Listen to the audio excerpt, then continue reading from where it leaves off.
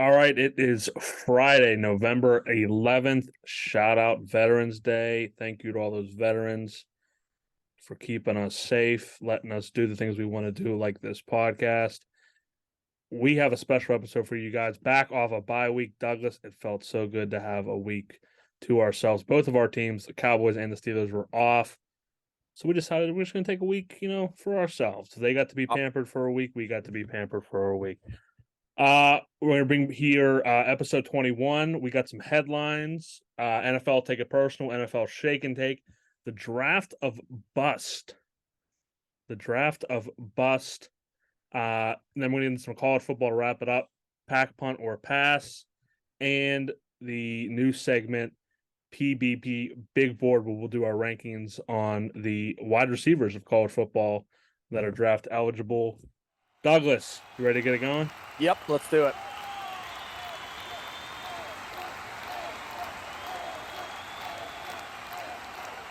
All right, getting into some headlines for the NFL. Easily the biggest headline.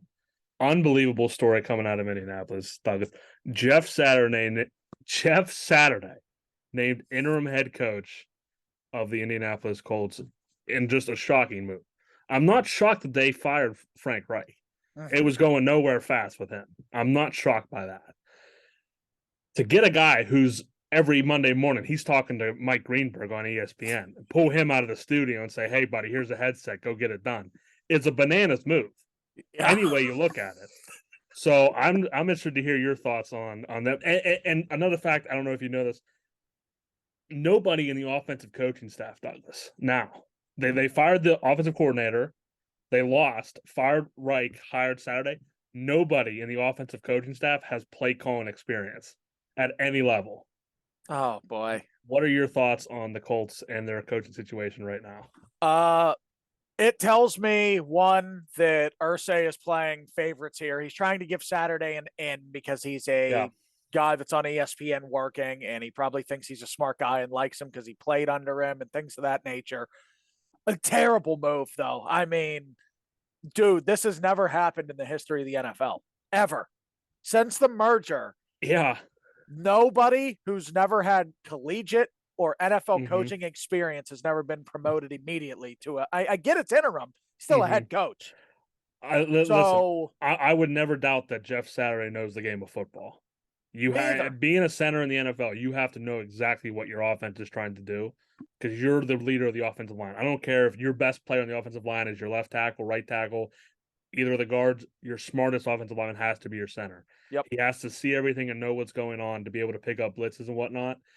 Jeff Saturday is a smart guy, but there's a lot more that goes into coaching than X's and O's. Yeah. I even think he might be a decent motivator. That's not my concern either. It's the day in and day out of scheduling meetings, scheduling plane rides, scheduling, once you get to the hotel on the road, when are you going to have meetings? When are you going to have team dinner? When are you going to do this, and this? It's a lot for someone who's never been in that realm to do. Yeah. And they're on the road this week. So he's going to do all that right off the bat.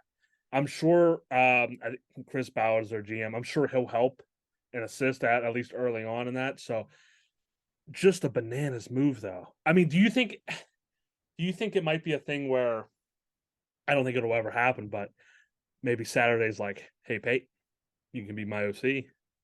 So let's just say the Colts go 500 to end the season, and Saturday gets hired as the full-time head coach. Okay. What percentage do you think Peyton? Now, listen, he's got all the things. He's got the Manning cast. He's got Omaha Productions that he's doing right now. I'm sure he's got some more commercials that he's getting into. Just his brand is exploding. Do you think he takes a shot in coaching?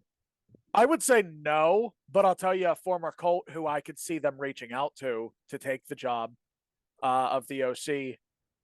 Also a guy who has no coaching experience, at least to my knowledge, Dan Orlovsky.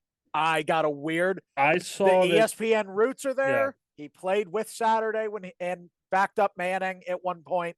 I got a weird feeling that at some point he's going to be called upon. Yeah. And if I'm him, I mean, I don't fault Saturday for taking the job. I fault Irsay for giving it to Saturday. And if I'm Dan Orlovsky and that's what he wants to do, which I'd assume that's probably his ultimate goal was to be a coach, an OC, something like that. I would jump right on it. So I could see that happening more than Manning. I think Manning has enough money and things going on, bringing him revenue where he doesn't have to be there day in and day out to make the same amount of money he would if he was an OC or something. What about a GM position for Peyton, That could be intriguing. where That, he gets to run the whole show? that could be intriguing. I could see that more so than like an OC. I don't think he would be an OC to Jeff Saturday. You know what I mean? I Yeah, can see him wanting to be the I guy. I'm more of the thought, and that was just working. I know Saturday's close with him, Yep. so it'd be interesting to see if he's a name. Our second headline: how about the back and forth between Russell Wilson and Pete Carroll? Pete Carroll was asked about the difference. I guess Geno Smith this year is wearing a wristband to help him call the offense, and in years past, Russell Wilson never wore a wristband. Pete Carroll said it's one of the reasons Geno's been successful. It's helping him communicate better, understand the offense better. And Russell Wilson says, we won a lot of games without using a wristband in Seattle, where it was his comment. Pete Carroll said, it didn't go really back and forth, but Pete Carroll basically said, in the past, there's been some refusal to wear wristbands, even though Russell Wilson said he never refused to wear a wristband. So is this just like, this just makes Russell Wilson look bad?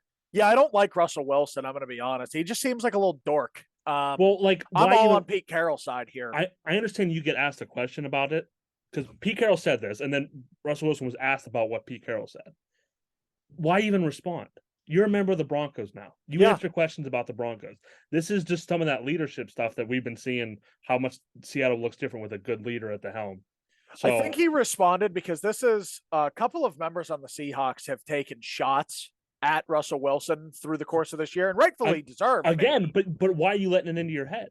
I agree, but I think that's why he retaliated. He finally, because I remember Tyler Lockett said something along the lines of like, when one person isn't getting all the reason for the winning, things are a lot smoother, basically, just to paraphrase. It was something along the lines of that. And like, I know DK has said things as well. So I'm for it. It makes good headlines, and that's what we like to talk about. I am on Pete Carroll's side here and Seattle side. Russell Wilson's a turd. So yeah, it just seems ridiculous to me that Russell Wilson would even. I mean, you're it's not like their team's 6-2 and they're coasting to a playoff spot. They're in the dumps of it at 3-5. They just need to focus on what they're doing. And for him to even comment, it's just not a good look for them. Our last headline. I mean, I don't really want to call it a headline because it's been something that's been talked about for years now. NFL teams have announced, not as a collective, but it's been rumored that they are really going to push for the NFL trade deadline to be pushed back. That's been something that they've been saying for a long time now. They want to push back to about week 10 or as late as week 12. I like it. I don't know what your thoughts are on it. I think it gives us those teams who, like, if you're a 4-4 team right now, a 4-5 team right now, you're like, you don't know whether you're going to be competitive in 2 weeks. If you go from 4-5, you can go to 4-5 to 6-5, or you can go to 4-7. Yeah. If you're at 4-5, and that there's two completely different scenarios there. So I like the idea of pushing it back a couple weeks, just giving those teams, a better idea of, okay, we're all in or we're all out. What are your thoughts on it? Yeah, so I agree. I think they should push it back. Week 12 would be probably ideal. I'd be leaning towards that more than week 10. I would like to.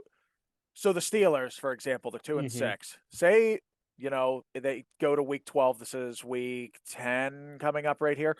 So say they win this week, the week after, and the week after. They go to 5-6. Then you kind of know, like, we could maybe get there. But if you lose, or a guy gets hurt and you're making a push, you have more time to do something with it. So I'm all for it. I think that the NFL trade deadline was very exciting this year. Most exciting I could remember. So it was very good.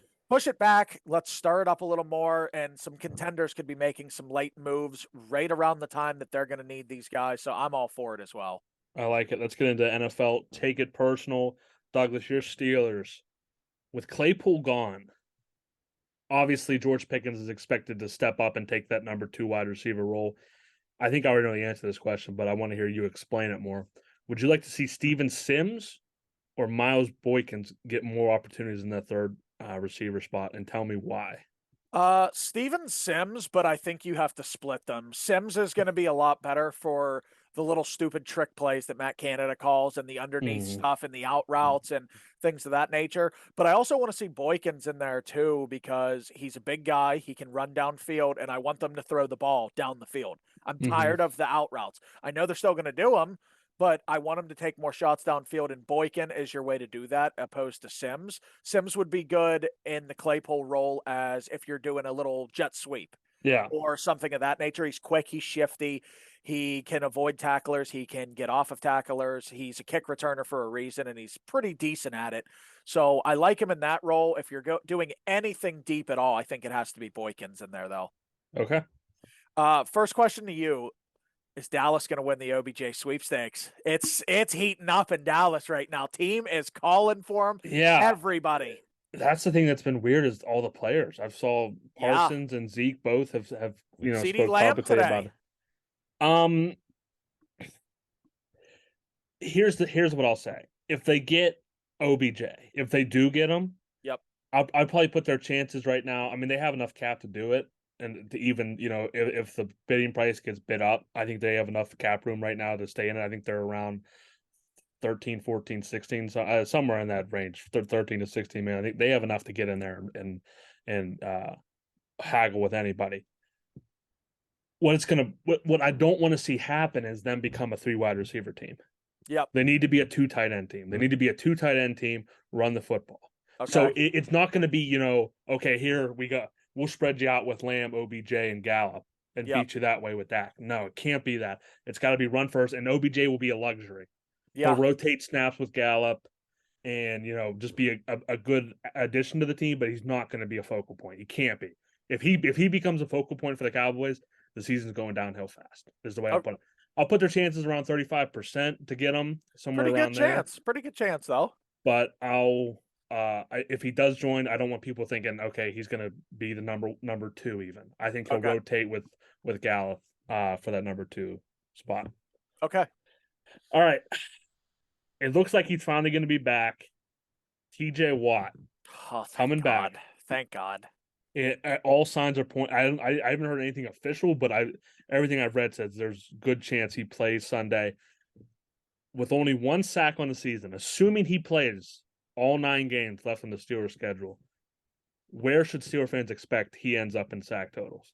I think he'll because I think he'll end in. I'll preface this.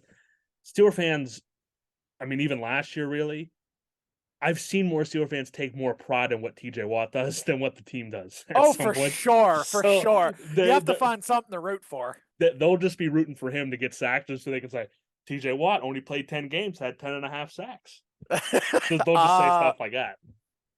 I don't think it's out of the realm of possibility for him to be finished top 5 in sacks throughout the whole league. That would be incredible. I think it would be insane, but I don't think it's out of the realm of possibility, honestly. If he gets a 3-sack game twice, he's pretty much right in the top 5 already. If he gets 3 2-sack games, he could be there. He's not going to catch Judon. I don't think he's got a shot to catch Judon. I don't know if he could catch Nick Bosa. I don't know if he could catch Parsons. I could see him being anywhere from 5 to 8 in the league, though, which would still be remarkable, really. Danico Autry. There's a bunch of people tied with 7 sacks. Yeah. Jerry Hughes, Von Miller, Danico Autry, Emeka Uwosu, and Quinnen Williams are all tied at 7 sacks. Do you think he passes any of those guys? Yeah, I think he'll pass them all. You think he'll pass Von Miller too? I do too. Yeah. Okay. I do. Von Miller, like this week especially, we're going to get into this a little bit more, but with Josh Allen being out, that takes a hit, possibly being out. I shouldn't say that. I'm assuming he's going to be the way the line plummeted down 6 points. Vegas is knowing something we're not hearing yet. He wasn't at practice again today. I got a weird feeling if teams stop Von Miller, you could beat the Bills. We're seeing that. If you don't let him get to you, the Bills defense really isn't all that with whipped cream on top. He's the whipped cream on top. So you stop him and you get there. I think he will be ahead of Von Miller as well. Okay. Second question to you. What position do you want the Cowboys to target in free agency or the draft next year? I think I think what it's going to come down to, and they should be able to get it done. They got to restructure Zeke. If he wants to be around, they got to restructure. They got to extend and restructure that deal to give him some cap room. If they can do that, they sign Zeke, or they sign Zeke, or they restructure Zeke. They sign Pollard. That should give him enough to sign Pollard, as long as Pollard's expectations are reasonable. That's a hope that he's not hoping to go up. I'm so glad you brought that up because my next question is going to have to do with that. As long as he's not hoping for about $14 million a season, it should be all right. I'm hoping he's hopeful for maybe around 8 to 10, which should be absolutely reasonable, because he's not going to. I mean, if you get $8 to $10 million and you're not even getting the lion's share of the carries, that's a pretty good deal in my mind. You know. Yep, I would agree. That, and then I want to see him re-strengthen this offensive line. Okay. Tyron Smith, I think he's at the cliff of his career if he's not already a little bit off of it. Martin, he's great, but who knows how much longer he has with offensive linemen.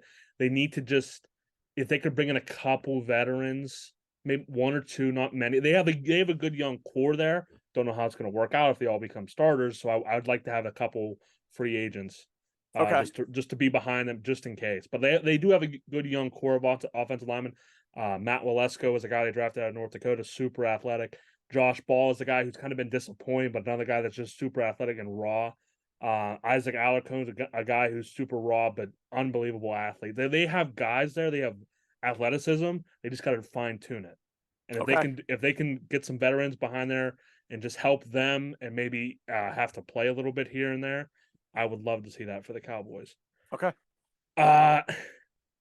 Steelers, I already know you're not optimistic about the second half of the schedule, but we're here. It's after the bye week. The next 4 games for the Steelers: at home against the Saints, at home against the Bengals. They will not have Jamar Chase in that game. Okay. He will still be on IR for that game. At the Colts, at the Falcons. Okay. What do you think the Steelers go in those games? 3-1, unfortunately. Okay. Now, do you think, so that'll put them at 5-7. I want them to lose all of them if they could. I want them to get the number 1 overall pick. If they go 5-7 in those games, yep. And let's just say, it's gonna be, Miami's a playoff team, but like after that in the wild card, Patriots could be one. That's what I mean. Do you think Jets too? But Jets, okay, I'll give you the Jets. So there's 2. But do you think that if they go to 5-7, is there any, with 5 games left, that they could get to where they need to go to make the playoffs? No. If they win 3 out of the next. So I could give 4 teams that I think definitely will get in before them. Patriots would get in before them. The Jets, both those teams will hold head-to-head tiebreakers. The Chargers will get in before them, especially if somehow they beat the Niners this week. Don't know how good those chances are. Nonetheless, they'll still be 5-4 if they lose that game, I think, or 6-4 maybe. And then who did I say? The Jets, Patriots, Chargers. Oh shit! I'm missing another team. Bengals. Oh, Cincy or Baltimore, whoever wins there. So if they go on, but all right, what if they go 4-0? What if they go 4-0 and they get to 6-6? They won't. I'm not. We're not arguing. I know, hypotheticals. I'm putting you in a situation where they're 6-6. Okay. And their last stretch of games goes Baltimore. Obviously not ideal playing Baltimore, but after that, Carolina, Las Vegas. Those should be 2 winnable games, and then Cleveland. Yeah. You take one of those Baltimore games, it's not crazy to see this team. No, I agree. The schedule is not hard. I agree. Much easier than before. I will give them a 15% chance to make the playoffs. It's low. You're coming around now. It's low, but it's not completely out of the realm of possibility. I felt like the bigger Steeler fan on this podcast for the past 2 weeks, to be honest. You should have. You absolutely should have. All right. Last question to you. Mr. Pollard is a free agent this offseason. Not what has to happen. In your mind, just simply answer this.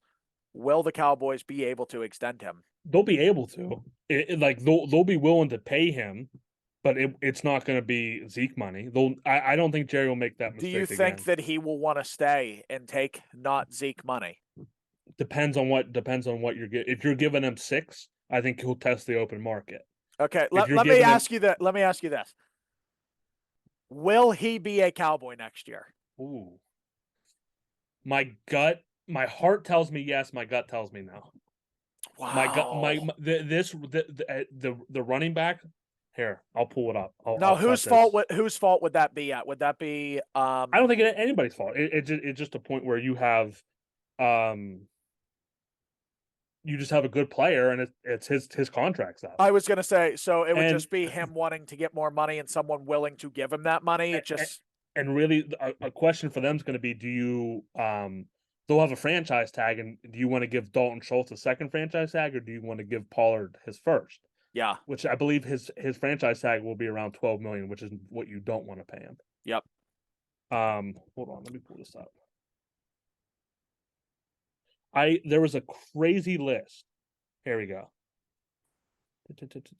This is there's 57 running backs that are going to hit free agency in the NFL.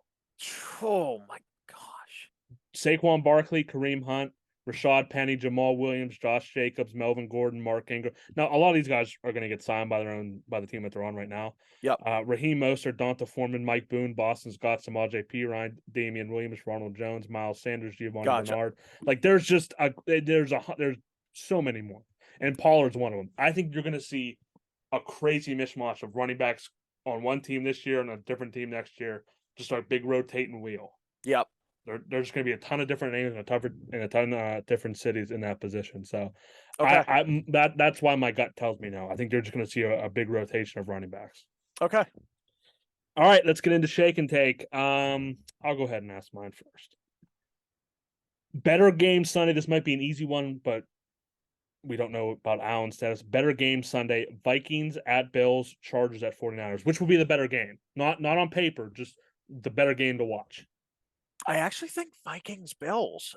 Even without Allen, I think that game's going to be close. Case Keenum against his former team. Mm-hmm. It's not like he doesn't know how to throw the ball. He's took them to an NFC championship. He took Minnesota there with Stephon Diggs. I mean, those two created the Minneapolis Miracle. So he's familiar with a weapon there. I wouldn't be so sure that that's a deadlock win or anything for the Vikings, whether Allen plays or not. No. I think that will be a very, very tight, good game. Better Week 10 storyline: Jeff Saturday as the Colts interim head coach, or Mike McCarthy returning to Green Bay? Got to be McCarthy going to Green Bay. I don't believe that at all. I want to see Jeff Saturday on the sideline. I got to see what he's doing. Because they're going to be cutting to him every 3 seconds. Oh, I'm sure they're going to cut to him and say, "Look at this guy's coaching experience." Over or under 2.5 times they show him coaching that team down in Georgia, high school football. Over. Okay. They're going to show a ton of pictures and whatnot. I don't know. I think it might be a CBS game. Whoever has it's going to be showing all sorts of stuff. Better chance to make the playoffs: Washington Commanders, Green Bay Packers. Green Bay. More surprising 2022: the New York Jets, Seattle Seahawks. Seattle Seahawks. I got to give Geno Smith his stripes, dude. I mean, he's looked I thought awesome. that team's ceiling was like 4 wins. Dude, I thought they were lottery team tanking for one of these quarterbacks, Stroud or Young or someone. More likely to win their division: Eagles, Ravens. Eagles. Rewind the clock to the 2022 draft. Is there a quarterback you take over Kenny Pickett? No. I thought that would be an interesting one because how much you'd have not liked him. No, it's not. I want to preface by saying I've been very hard on Kenny. Mm-hmm. I've calmed down a little bit from the bye week. I'm a big Kenny believer. After watching Malik Willis, it ain't close. It's not close. People want to complain all they want, but if it's not close. If they've watched him over the past couple, it's iffy. Yeah, not close, Kenny. All right, these 3 teams, I believe, all have the same. These 5 teams all have the same record: Jaguars, Cardinals, Packers, Bears, and Saints. Which of those 5 is most likely to have a top 10 or top 6 pick Jaguars, Cardinals, Packers, Bears, or Saints? I'm going to go with the Saints. Really? Think they're going to fall off here? I think that they're trying to lose. They're looking like they're trying to win, but no Michael Thomas. I'm serious. No Michael Thomas for the rest of the year. Mm-hmm. I think them keeping Andy Dalton in is a sign to me like, I know Jameis hasn't been anything crazy and lighting the world on fire. Andy Dalton stinks. I think they want one of these quarterbacks really, really bad. I wouldn't blame But I just remembered something. So I'm changing my pick. Mm-hmm. I'm going to go with the Bears. The Saints don't have that pick. Philadelphia has that pick. So if they suck, think about this for a second, Trey. It only helps Philadelphia, I know. If they have a top 3 pick, Philly's getting Will Anderson. Yeah. I don't want that. Okay. So let's go Saints. Beat the Steelers this week, baby. I might have to, never mind. Deshaun Watson will be eligible to play in 6 games this season, the last 6 on the schedule for the Cleveland Browns. The 6 games are at Houston, at Cincy, home against Baltimore, home against New Orleans, at Washington, at Pittsburgh. What do the Browns go in that stretch? 4-2. They'll beat the Steelers again on the last game, and let me think who they're going to lose to. They're going to lose to the Texans. I think they lose to the Texans. He's going home, and that crowd's going to be weird. That will be the livest crowd we see all year besides playoff football. That could be true. That could be true. So they're going to lose in that first game when he comes back. He'll be rusty, and that defense is going to get after him. And go ahead. No, go ahead. I was going to go. Who else do they have right after the Texans? All right, we'll go game by game. At Houston. They lose. At Cincy. When? Home against Baltimore. When? Wow. Home against New Orleans. I'm going to say loss. At Washington. When? At Pittsburgh. When? Okay, so losses to Houston and Cincy. Yep. Okay. Which November sporting event are you looking forward to more? Football on Thanksgiving or the World Cup? Oh, football on Thanksgiving, and it's not even comparably close. Not even. Even though my team plays on it, I'm looking forward to the World Cup more, to be honest. No. It's one day. It's one day for and then there's 4 weeks of the World Cup. Hey, I get it, but it's my favorite day of the year. 2 non-athlete celebrities you would want to see in an MMA fight. Oh, that's a good question.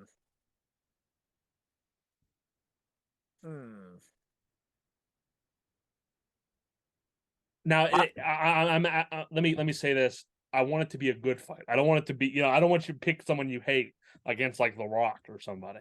Well, The Rock is going to be one of them. Non-athlete. I'm going to do The Rock versus Mark Wahlberg. Both The Rock would kill him. The Rock's 6'4".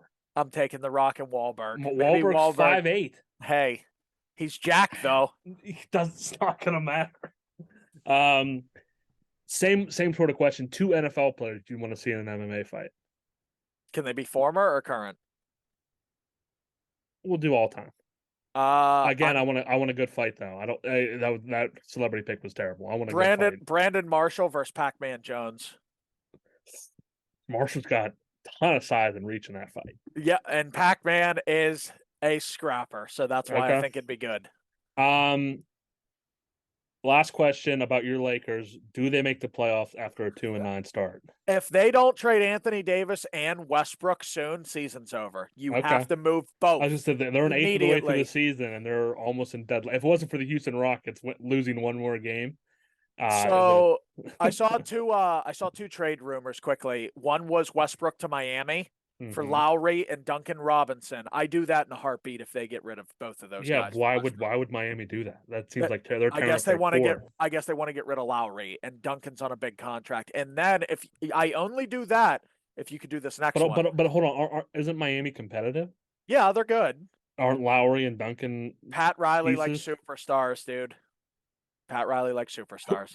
The last time Russell Westbrook was a superstar, I was in high school. Oh, don't disrespect him. He's been Dude, pretty he good sucks. lately. You talk about all the time how he I know, sucks. but You know he lately he's sucks. played well. I have to give him credit. I don't care. He stinks. His track You're record not all of wrong. last year and the beginning of this year will tell you he stinks. I know He you're might have not a few wrong. game stretches. That's not a superstar. I would do that trade, and then I would send Anthony Davis, who I heard if he wants to be traded, it is to Chicago, his hometown team. You got to get Levine or DeRozan if you send him there. You got to get one of those guys for sure. That's the only way I move him. But no, they're not going to make playoffs as currently assembled. Okay. All right, go ahead and ask me yours. We got to hurry up here. Is it time for Green Bay to consider going to Jordan Love? I'd say once they're mathematically eliminated, they have to just to see what you have in them and to plan for the offseason. Is Brady about to catch fire? No. Will the Steelers make the playoffs? No, but it'll be closer than people think. Is Frank Reich going to get another head coaching job, or will he be a coordinator? He'll be an offensive coordinator next year. What will the Colts do in the draft? What's their first pick going to be? Offensive line. Okay. First team to beat the Eagles will be who? If you need me to pull up their schedule, I'm getting there. Just give me 1 second here. Do. I have to entertain because I didn't have this ready. Sorry. All right. So they have the Commanders at home. That's an easy win. They're at the Colts. Easy win. Packers at home.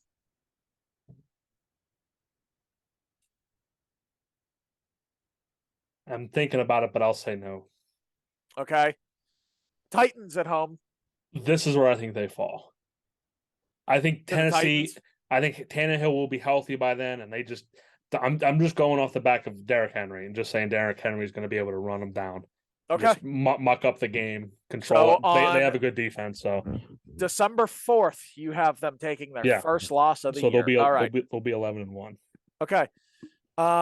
Most valuable player to the Eagles' success this season is who? Jalen Hurts. He's been unbelievable. He's running an offense that fits him, and he's running it to almost perfection. Okay. Is Najee Harris a bust? We'll see how he ends the year. We'll see the second half of the year, but I'll say he's not trending well. I'm not going to give an answer on that just yet. Will the Rams miss or make the playoffs? Miss. They're terrible. Will Seattle win the NFC West? Yes. Wow. Okay. Yeah. And those are mine to you. So awesome. All right. We will be right back with the draft of bust. Should be interesting. All right. We are back with the draft of bust. Douglas, I guarantee you this is going to be two different drafts here. I knew. I told you. Two completely different things here, I think. I'm going first. Obviously, people know a bust is something that was supposed to be good, but it turned out to be bad. So, because you asked me what I meant by bust, and I said just overall bust. That's how I knew you gave it away. My first pick, an easy one. An easy bust. Give me Quibi. Remember Quibi? Yeah. Quibi was supposed to be the next big digital streaming service in the world. It was evaluated before it even hit the market, was evaluated at $2 billion. Okay. It's the reason it was called Quibi, it was short for Quick Bites. Okay. What the idea was, instead of dropping an hour-long episode on a Friday, what it was going to do was on Monday, it'll give you 10 minutes of an episode. Tuesday, it'll give you 12 minutes of the episode. Wednesday, it'll give you 5 minutes of the episode, and just break it up throughout the week.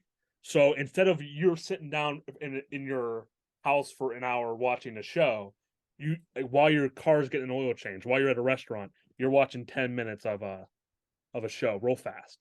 What a shithole. That was the idea. But the problem was, right when it got released, you know what happened? No. COVID.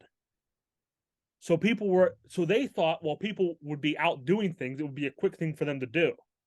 They weren't out anymore. Nobody was going out. They were sitting at home watching Netflix and Hulu and all these hour-long movies and different shows. So they started with a $2 billion evaluation. They were getting so many superstars so many A-list celebrities to do the acting in their shows, and it went right down the toilet. I think they sold the thing for like $50 million or something. That's nice. But they started with $2 billion in funding. Good. Unbelievable. One of the biggest busts in the history. I thought it was going to be awesome. Could you like how many times are you out doing something and like you're told to like wait somewhere for like 5 minutes? Yeah. Oh, here, watch a whole episode of something. No, don't. No, you're getting me to agree with you. But And it's you not shouldn't like. know. But no, it's not like crappy things. It was like The Rock. I believe Jared Leto was doing stuff. Brad Pitt was doing stuff. Like there was A-list celebrities up and down the roster on their acting things. And they just never launched off because of COVID. You go from $2 billion to selling the thing for 50 million. You're a loser. You're a bust. Fair. Quibi, number 1 overall pick. My first pick in the bust draft will be Ryan Leaf. Okay. Biggest bust ever. Took before Peyton Manning. Didn't pan out well. Ryan Leaf. Yeah, but yeah, he was bad. He was bad. There was I think there was a game. I don't know. I remember who they played, but I was watching a little thing on him. He went like 1 for like 20 for He like stinks. for like 4 yards and 2 interceptions. You know, he sucks. In his first season. I was like, "Oh my goodness." That's worse than what the dude in Tennessee now. Malik Willis. Well, yeah, it's worse than him, and that's really bad. My second pick, Douglas. Here we go. I thought this thing was going to sweep the country, and it did probably for like a minute. Okay. But they were so dangerous. Hoverboards. Oh, jeez. They were a decent idea, and honestly, when I heard, okay, hey, people are getting hoverboards, I thought of like the scene from Back to the Future when he's riding on the back of the thing with like the actual hoverboard. That's what I thought of too. They were just 2 wheels, and the thing never worked. Yeah. The thing, like if you tried to lean forward, it would rock backwards, or the wheels never worked. Complete trash. Everyone wanted to get them, but once they got them, they were complete pieces of trash, and people just fell down and got hurt all the time. Like the only value they ever had to society was funny videos of people falling down. They were not a good way of transporting anywhere. So hoverboards, not what they were meant to be. They're my number 2 pick on the draft to bust. My number 2, Jamarcus Russell, as Stephen A. called him, Mr. Jabba the Hutt. Fat crook. He stole $80 million from the Raiders. that's on the Raiders. I mean, the Raiders do what the Raiders do. That's just the Raiders taking the best athlete. Like, oh, dude, you can throw the ball 85 yards. Here's $80 million. Yeah, Jamarcus Russell stunk, so I'll go with him. I mean, if they did any research on him at all, they would know that he just never watched film in college. So. Yeah. All right. Oh boy. All right, we're gonna go to the music section, Douglas. Oh, jeez. When you think of 2011 in terms of music, who are you thinking of? Jay Sean. I'm thinking of a one-hit wonder, pretty much. Okay. Thinking of Gautier. All right. Somebody that used to know was a banger. Everyone was singing that song in your car, in your shower. I don't care. You were rocking to Gautier. What has he done after that? Nothing. An absolute banger, and that's like Ryan Leaf. Amazing in college. Yeah. Amazing one hit. Everyone loved it. Waiting for what happened next. Basically nothing. I did a search on his Spotify. I think he had like 1 album come out after that one, and that was it. What a turd. Terrible. So Gautier is my 3rd pick. Number 3, I'll be taking Matt Leinart, guy who was on my list. You actually have one that was on my list. Prolific in college, very prolific with Reggie Bush at USC. Stunk in the NFL. I believe the Cardinals drafted him. I don't remember. I think it was Arizona. Terrible. He stunk. He's horrible. Now I think he's coaching a high school football team that his son might be playing on. So good for you, Leinart. Jerk off. Hold on. Let me do real quick. Hold on.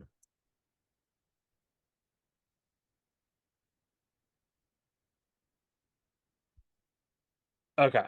Okay. You're going to love this. This might be my best pick. I can't wait anymore to bring it up. My 4th pick is HD DVD.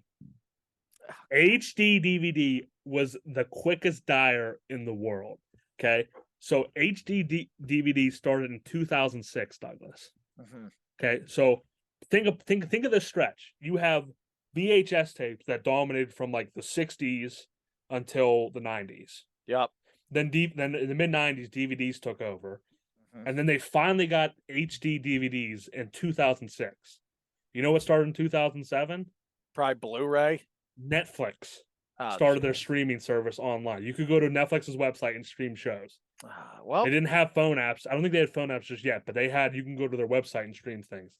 So everyone was waiting for HD DVDs. I remember watching DVDs when I was a kid that were not in HD. And then when they got them, boom, all of a sudden streaming services blew up. So it was just never, it's not really its fault. It's fine product. It's just bad timing. Yeah. Wrong. It's like those cases are made for athlete bust all the time. Fine player, just wrong situation. I guess so. So HD DVDs. Number 4 for me, Kevin White. This guy coming out of West Virginia was kind of a freak. I have a take on Kevin White. He stinks. If that ain't your take, it ain't right because he sucks. Who was his quarterback at the Bears? I don't care. Terrible. He never had a good quarterback. Jay can slang. He had the very end of Jay Cutler. The very end of Jay Cutler. Do you think it would have made a difference? I think if you give him Pat Mahomes, yeah. Oh my. I'm just saying. Do I think he was overdrafted? Yes. Do I think he was highly overdrafted? What was he, the 4th overall pick? Yes. Do I think he should have been an early first-round pick? No, but if you give him a situation with a good quarterback, absolutely. I think he works out. Stunk. He's number 4 It was not him. It was stunk. Terrible offense. All right, let's see here. All right, we're gonna go with this one. One I can't believe you haven't brought this one up yet, Douglas. Oh boy, here we go. We're going with this might be the best set of bust. Okay. And that's the NFL Hall of Fame. The NFL Hall of Fame has the best set of bust. The actual, you know what I'm talking about? Because that face makes me look like, you know what a bust is? Elaborate. I don't know where you're going with this. You know the Hall of Fame? Yeah. When you get inducted into the Hall of Fame, they unveil your bust. Oh, Jesus, Trey. NFL Hall of Fame has the best set of busts. The people that do that, like Troy Polamalu, was unbelievable with the hair. Like, those are the best busts. They always talk about the bust. John Madden said it, I think, first, was the Hall of Fame bust after the lights are turned off at night when the security guard leaves. The Hall of Fame comes to life and all those busts talk to each other. Yeah. Shout out the bust at the NFL Hall of Fame. My last one here, I have a few that I could throw in, but I'm going to take this guy, Josh Rosen. Okay. Dude, I mean, he gets drafted, I don't know exactly when, by Arizona a couple years back. I think he was like in the teens or something, like 15 or 16. Something he was mad about where he got drafted, said he was the best player in the draft, I remember. The next year, he got replaced by Kyler Murray. They took another quarterback in the first round. What are we doing? Stunk. It's not as bad as Deshaun Kaiser, who came out of the draft saying he was already better than Brady and Rodgers. I mean, I get it, but stunk. You have any extras? Yeah, Baker Mayfield, who's creeping onto that list. Money Manziel, and personal Steeler favorite, Lima Swede. Yeah, big one. That was terrible. My leftovers were Thurnos. You know about Thurnos? No. Basically, this woman who, I think she was like a Stanford graduate, or I don't think it was the Ivy League, but it could have been. She basically came up with the idea that if you get like a blood sample, there was a system that she created that could test it for any diseases or anything, or it could tell you like the future of your health or whatnot and things you need to improve. If you just buy like a couple of droplets of blood. Turned out to be a huge scam, and she's probably going to go to jail for the rest of her life. And she embezzled like a tons of money. So, Theranos is on there. Another one I had was Blockbuster. That's a good one. They lasted pretty long. They did. I looked it up. 97 was when they started to really go big. 99 they went public on trading, and they were big. I think Netflix began in like 2002. Okay. But the reason they're on the list, Douglas, they were offered to buy Netflix for $50 million, and they turned it down. Yeah, that's a bad move. So that's why they're on the list. Another one I had was Darko Milicic. Yeah, He that's a actually good had one. he had a decent NBA career, but No, he stunk. but he lasted 10 years in the NBA. So he couldn't have stunk. But here's what I'm saying. I'm not saying he was a great player, but you last 10 years in anything, I agree. you're You're doing good enough to fine. stay. He was overdrafted. Imagine if that Pistons team. There's a difference in saying someone's bad and someone was overdrafted. Imagine if that I Pistons understand. team He took Melo. Carmelo instead of that guy. Yeah. Oh my God. I also had Matt Leinart like you did. Vince Young. That's a good one. Just wasn't what he was in college, really. Mm-hmm. I had the movie Turning Red. I don't know if you remember Turning Red. I don't. It was a movie about a little girl who, when she got embarrassed or frustrated, she turned into a big red puffy dragon or something like that. I mean, But what are we basically, doing, movie people? I believe it lost. I think it's Disney or Pixar or whatever. It lost them like $250 million. It What was a an terrible film. absolute flop. And another movie one was Cats, the live action version. Okay. It had so many freaking superstars like Idris Alba, James Corden, and a bunch of other people. Mm-hmm. And it was have you seen the things for it? Nope. Basically, what they did was they were like human-like cat bodies. Okay. It was all like 95% CGI, but they just their face. They were like in like green suits, and they made them look like cats in human bodies. Ugh. It was horrible. It Sounds was terrible. But just the cast alone, the budget was like $150 million just for the cast, and like nobody went to see it. It was horrible. They get what they deserve for that. My 5 go Quibi, hoverboards, GoTA, HD DVD, and the NFL Hall of Fame. Ryan Leaf, Jamarcus Russell, Matt Leinart, Kevin White, and Josh Rosen. All right, let's get into pack, punt, or pass. Douglas, why don't you go ahead and ask me yours first? Yeah. TCU, Tennessee, Michigan. College football playoff. Who will be their best chances and who won't? I am going to pack TCU. I will punt on Michigan, and I will pass on Tennessee. Okay. It's gonna be tough for Tennessee not playing on championship weekend. Okay. Same question, but Ohio State, Georgia, Michigan. I will pack Georgia. Okay. I will pass on Ohio State, and I will punt on Michigan. Okay. Stroud, Stetson Bennett, and Hooker, Heisman. Ooh. Let's see where you have it updated to. I will go. Stroud. Honestly, I player wise, I'd put Hooker. I'd pack Hooker, but they just give it to teams that are undefeated, basically. So Stroud, I will pack Stroud. I will pass. I will punt on Hooker, and I will pass on Stetson Bennett. Okay. Most deserving of a playoff spot: LSU, Alabama, Oregon. Most deserving? Yes. I know none of them may get in, but just in that order. I'll say Alabama. I mean, if you look at Alabama, I mean, their 2 losses are 1-score games, an overtime score, and a field goal on roads and crazy environments. So I mean, those are the 2 best losses and both against top 10 teams. So I'll say I will pack Alabama. I will punt Oregon, and I will pass on LSU. Okay. Can't lose to Florida State. I don't care what was it week 1. I agree. And those are mine for you. I have 5.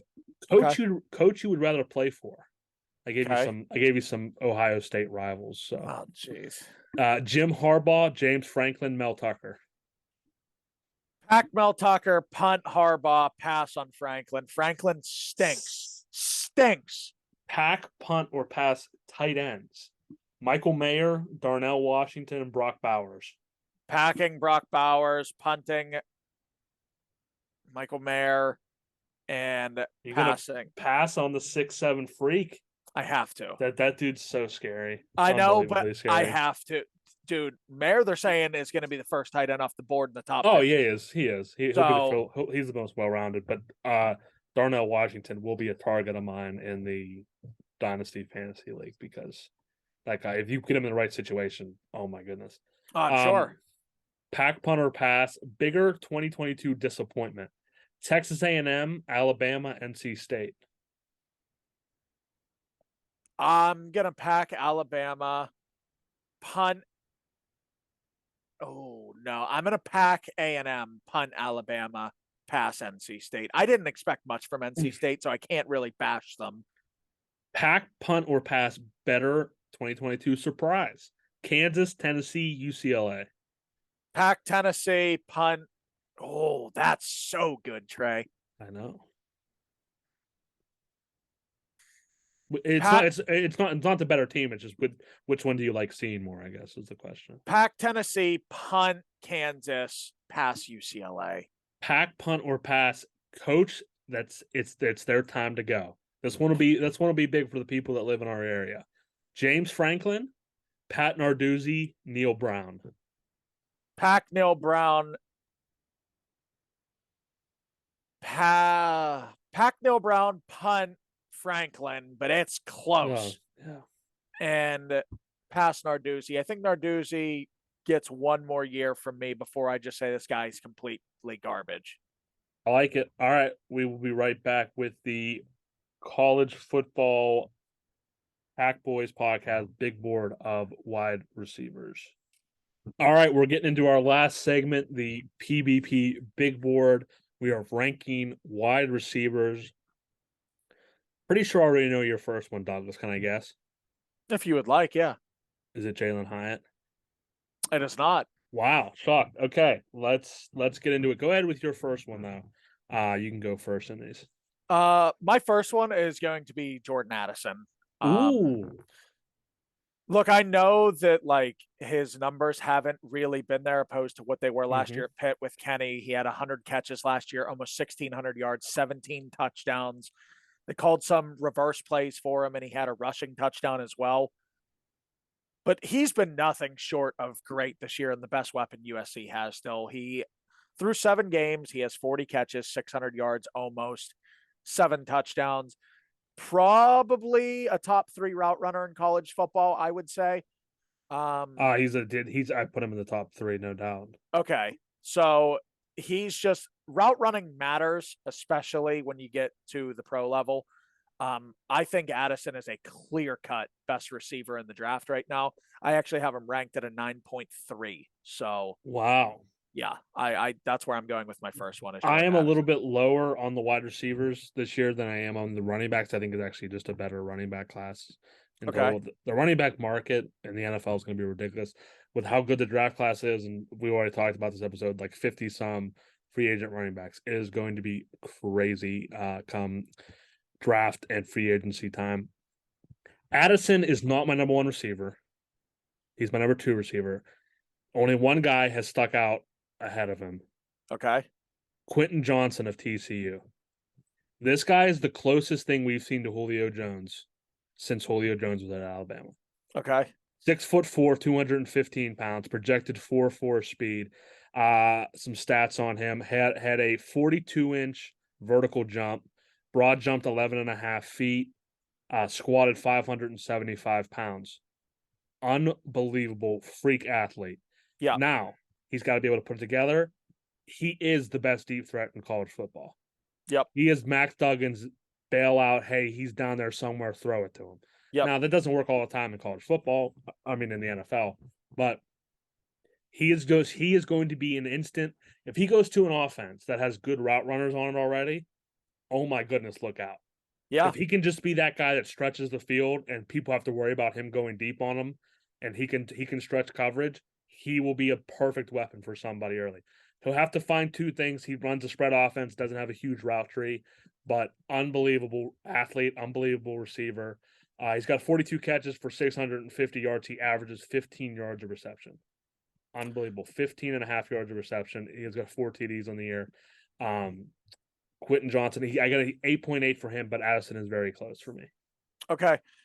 See, you and I have 1 and 2 swap then. I have Quentin Johnson at 2. Mm-hmm. For the reasons you alluded to, he is 6'4", first of all. Size at a certain point matters. I know it could. We've seen big guys come and go in the NFL. Corey Davis was supposed to be the next Randy Moss, and it didn't really pan out that way. Nice little player, just didn't pan out that way. I don't think that's going to be the case for this guy.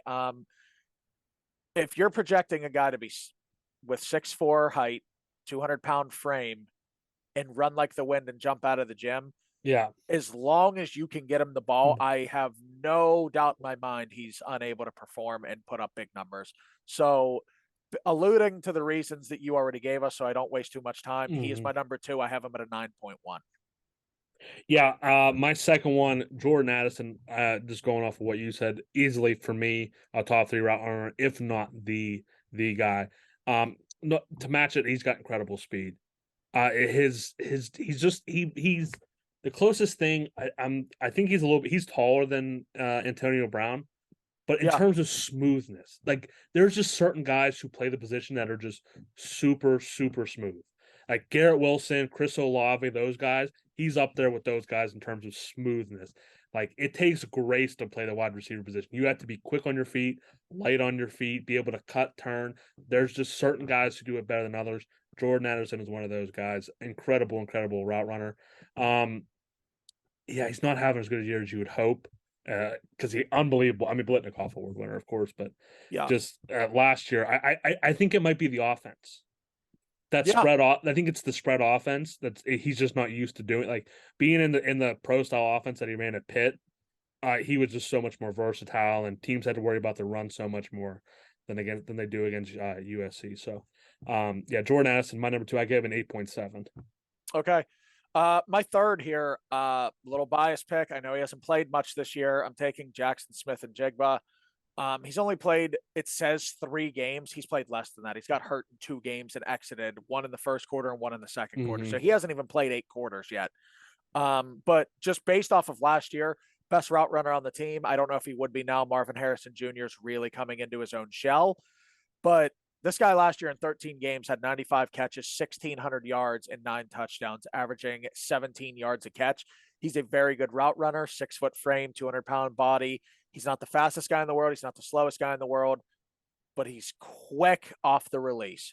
And that's all that matters. If you get open fast, you get the ball. We see that with Michael Thomas. He ain't going to kill you. He ain't going to beat you on a 40-yard deep ball, but he gets open within those first 2 or 3 yards in separation. And that's kind of what Smith-Njigba does. I know it's kind of like a homer pick, but I really like him, and I think he's going to be a very good pro. His rating's not nearly as close to Addison or Quentin Johnson. I have him at an 8.2. My third guy is Marvin Mims out of Oklahoma. The reason he isn't as high, I have an 8.3. The reason he's not higher, small frame. I believe he's only 5'11", like 5'10", 5'11", 180 pounds. Not a very big guy, but the production, it's there. 38 catches for 678 yards. That's averaging almost 20 yards of reception. He's got 4 touchdowns. This guy, he's going to be the ideal slot receiver for an NFL team. He is going to be able to outrun linebackers like crazy. He's very good. The one play I saw of him, I forget who they were playing. It was a Big 12 game. It was a conference game. He ran like a drag route, and he caught this ball. From the time he caught the ball, he went about 4 yards, and he hit top speed. Yeah. It was incredible how fast he hit top speed. That's just things that guys don't usually go with. Plus, he's Oklahoma's punt returner, so he'll be able to add value to a team right off the bat. Very good at getting separation on deep routes. So Marvin Mims is another guy. I think those top 3 guys, after that, I think it gets a little bit, iffy, but those top 3 guys I think are absolutely solid. For me, Quentin Johnson, Jordan Addison, and Marvin Mims. I think there'll be starters in the NFL next year. Top 3 easily, those 3 guys. Okay. My Next one, I believe this is number 4 for me. Yep. I'm going Zay Flowers from Boston College. I know he's only 5'10", 180 pounds, soaking wet. Mm-hmm. Guy's fast, fast. I don't Mm-hmm. know what his 40 time is. I'm going to wait to see the officials when the combine happens and everything. I'm willing to bet there's a chance he's up there at the top. I don't know if he'll be number 1. He'll be top 3, I'm sure. He's been very consistent since he's been a freshman at Boston College as well. No really major health concerns with him. He played 13 games, 11 games, 12 games. He's played 9 this year as well as a senior. 341 yards as a freshman, 892 as a sophomore, 746 last year as a junior. And with 3 games to go, he's at 800 right now with 8 touchdowns. He's all Boston College has offensively, really. Dracovic likes him a lot. I think that Zay Flowers could be a very good asset on somewhere like a Kansas City, possibly, maybe like a Buffalo, somewhere where you have a lot of options and you spread it out, let Yeah. the guy just tear you apart down the seams or something. I like Zay Flowers, though. I'm going to give him a rating of 7.8. My next one is going to be Jalen Hyatt. I thought you were for sure going to be your number one as highly as you talked about him. This guy is the definition of a deep threat. Um, he reminds me a lot of Jamison Williams, who hasn't played for the Lions yet this year Yep. due to an ACL injury, but just an absolute take the top off of defense. He's going to be able to push cornerbacks back. Guy who in high school ran a 10-second 100-meter dash. Yeah. There's not a lot of guys in high school doing that. So incredible. He's probably even faster now.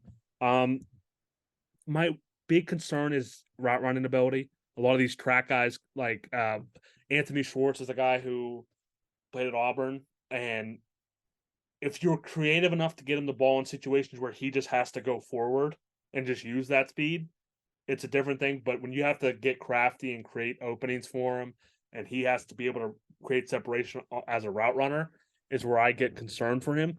But the athletic ability is there. I'm giving him an 8-point flat, 8.0 Okay. flat. So that's my number 4, Jalen Hyatt. My number 5 is Jalen Hyatt. The thing that I have one concern with him. Mm-hmm. Until Hooker really emerged into his own, he's never put up great numbers. I know he's only been there 3 years. I get it, but he played 8 games as a freshman, 9 as a sophomore, now 9 this year as his junior year. It's his best year by a landslide. Sometimes it does take guys, a little bit of time to come into their self, which very well could be the case. I don't know how much is to credit Hooker. That's the thing that has me a little skeptical here. Yeah. Nonetheless, 51 catches, 1,000 yards, averaging 19 yards a catch and 14 touchdowns through 9 games is remarkable. So I'm going to give him his love still. I don't have him very far down from Zay Flowers. I have him at a 7.7. I had Zay at a 7.8. I want to see what he can do as far as route running goes. I'd like to see him run a couple, slants, little minor things, run a little zig route. Give me something where you show me that expertise footwork, and that would climb. My 5th is Keyshawn Butte from LSU. This is just he's the what's the old saying? He doesn't do anything particularly great, but he does everything well. Yep. He is just I'd probably say he's the best well-rounded guy in this class. Good size, 6'2", 205. He's not the fastest, he's not the strongest, he's not the best route runner, but he combines being good at all those things. Does have a leg injury history, which scares you. That's probably why he's a little bit further down for me. Hasn't had the best quarterback luck. He probably went to LSU thinking, oh, they'll get another Joe Burrow or something. Yep. Not the case. Jaden Daniels has been fine this year for him, but he's not leading the LSU Tigers in receiving. He's second. He's only averaging 10 yards a catch, only 1 touchdown. So not the best year, but I think if you're looking for just a well-rounded receiver, probably in like the 3rd round, Keyshawn Butte is going to be your guy. So okay.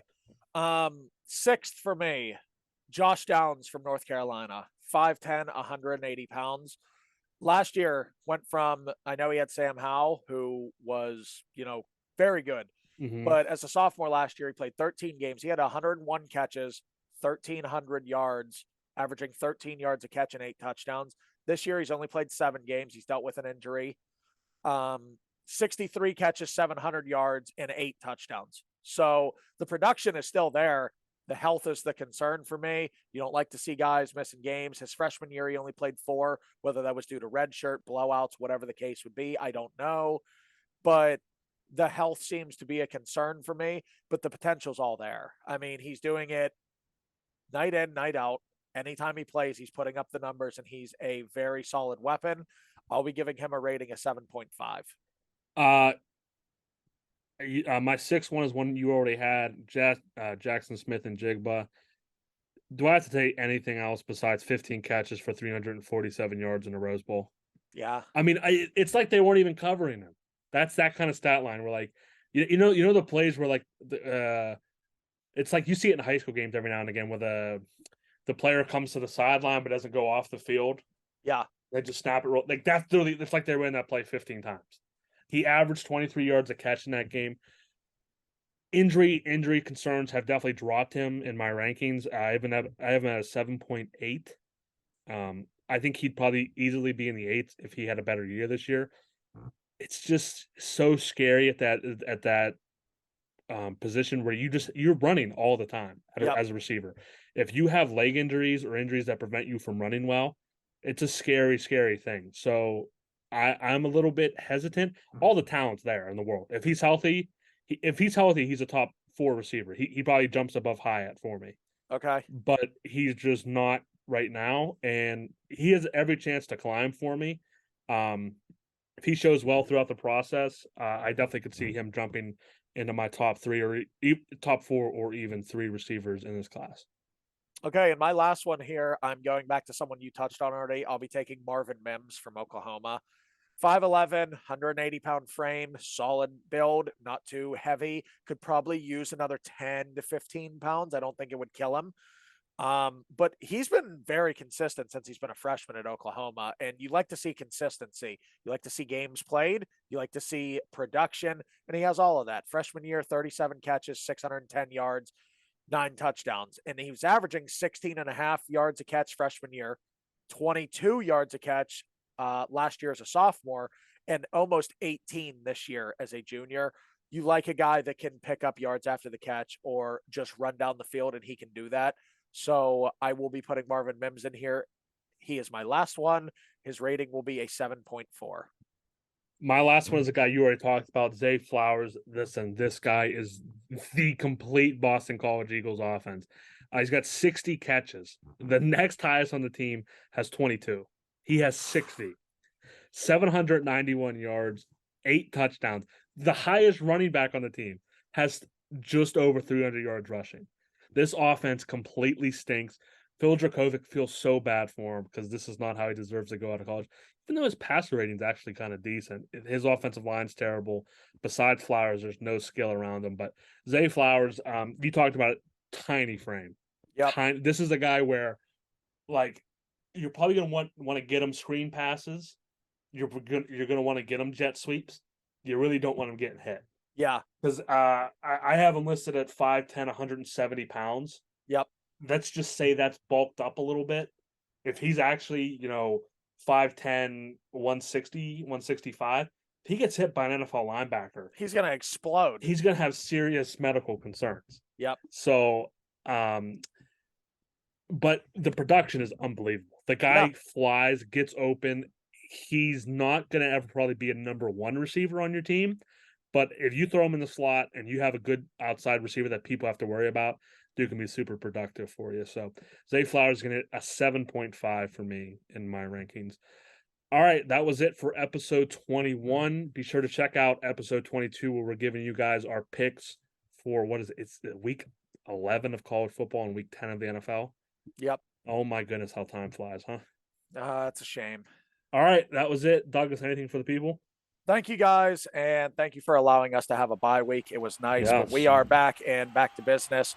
So please like, share, subscribe, and follow us on TikTok and Twitter at Pack Boys Podcast. Thank you, guys.